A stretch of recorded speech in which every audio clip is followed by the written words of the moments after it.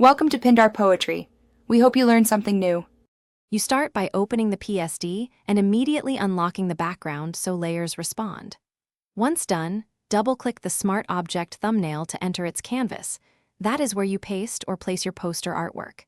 Make sure your artwork is 300 dpi and aligned to the artboard. This preserves print quality. You can drag rulers and hit Ctrl/CMD+ to toggle guides for precise centering. Save and close the Smart Object to push your design back into the main mockup automatically.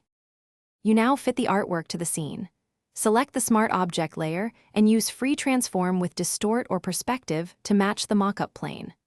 Once aligned, add a layer mask to the Smart Object and paint with a soft black brush at 30 to 60% opacity to blend edges naturally.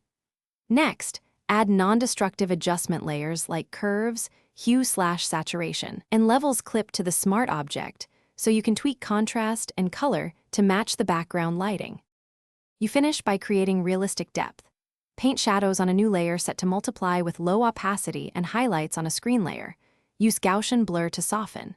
To sharpen, apply Smart Sharpen or a high-pass filter at 1 to 2 pixels on a merged copy, then set Blend to overlay.